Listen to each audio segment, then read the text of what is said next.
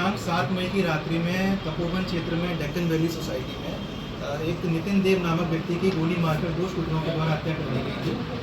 क्योंकि ये सनसनीखेज वारदात थी, इसको देखते हुए हमारे द्वारा सभी टीम्स को लगाया गया था। हमारी एसओजी की टीम, हमारी थाने की टीम और पूरे डिस्ट्रिक्ट में जो भी हमारी बेस्ट टीम थी उसको इस केस को वर्कआउट करने के लिए लगाया गया था। इसमें जानकारी करने में सामने आया कि जो शूटर्स थे ये दोनों पिछले कुछ समय से इसी सोसाइटी में किराए पर रह रहे थे और इनके द्वारा एक फर्जी आधार कार्ड वहाँ पर जमा कराया गया था। साथ ही जो नंबर इनके द्वारा यूज़ किए जा रहे थे फ़ोन नंबर बातचीत करने के लिए, वो भी फर्जी सिम लिए गए थे। साथ ही ये लोग इतना ज़्यादा प्रोफेशनली अवेयर थे कि इनके द्वारा हर जगह जब भी घर से बाहर निकल रहे थे, फ्लैट से बाहर निकल रहे थे, तो मास्क और सीसीटीवी लगाकर निकल रहे थे। तो इस प्रकार इनकी कोई भी पहचान, आइडेंटिटी, इनकी फ़ोटो मिलना बहुत ही मुश्किल हो गया था। इसमें हमारे द्वारा अलग अलग टीमों का गठन किया गया। सीसीटीवी के माध्यम से जब ये घटना के बाद में स्कूटी लेकर भागे थे उसको भी पीछा किया गया कि अलग अलग कैमरों में देखा गया। साथ ही जो इनके फ़ोन नंबर्स यूज़ किए गए थे उसका भी टेक्निकल एनालिसिस किया गया और जो भी प्रोफेशनल गैंग हमारे वेस्टर्न यूपी में, उत्तराखंड में, दिल्ली में सक्रिय हैं, इन सब की जानकारी की गई कि ये लोग कहाँ पर हैं, इनके कौन कौन गैंग मेंबर्स हैं, जो लोग जेल में निरुद्ध हैं उनसे कौन कौन लोग मिलने आ रहे हैं। इस प्रकार अलग अलग टीम बनाकर पूरा डिटेल में काम किया गया। देखिए, घटनाक्रम से समझ में आ गया था कि बहुत ही प्रोफेशनली इस काम को अंजाम दिया गया था। 20 दिन पूर्व ये शूटर्स यहाँ पर सोसाइटी में आ गए थे और पूरी तरह से थॉरोली इन्होंने रेकी की थी, कहीं भी अपनी आइडेंटिटी रिवील नहीं की थी और बहुत ही सोच समझ कर उन्होंने इस घटना को अंजाम दिया था। तो इसमें हमारे द्वारा ये भी मोटिव का पता लगाने के लिए भी जो मृतक था इसकी किन किन लोगों से राइवलरी हो सकती थी, उन सभी एंगल्स पर भी काम किया गया।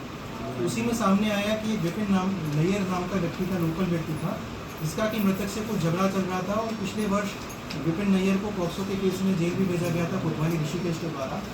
और विपिन नैयर को ये लगता था कि ये नितिन देव जो मृतक है उसके द्वारा उसके ऊपर झूठा केस लगाया गया है, इस कारण से वो उससे रंजिश भी रखता था।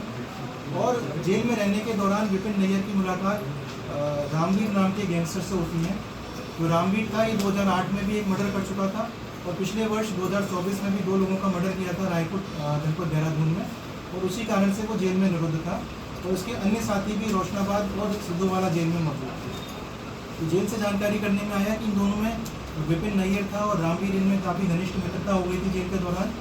और जेल के दौरान जब जेल से जमानत पर विपिन नैयर बाहर आया, उसके द्वारा रामवीर के कहने पर उसके साथियों से संपर्क किया गया और उन्हीं साथियों के कहने पर ये शूटर्स को अरेंज किया गया।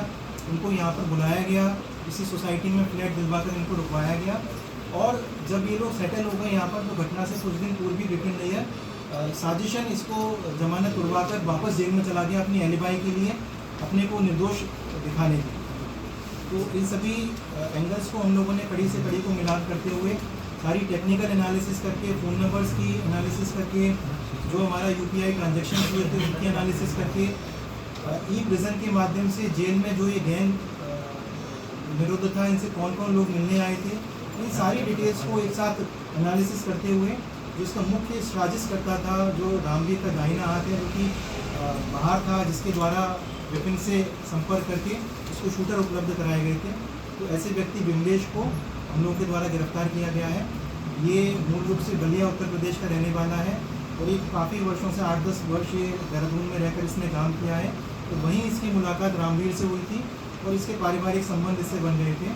तो घटना के जब जमानत के बाद में विपिन नैयर बाहर आता है तो उसके द्वारा रामवीर के कहने पर विमलेश से संपर्क किया जाता है और विमलेश के द्वारा अपने ही जान पहचान वाले शूटर्स को अरेंज किया जाता है। तो इसमें हमारे द्वारा विमलेश से पूछताछ में जो शूटर्स हैं उनकी भी डिटेल्स मिल गई है।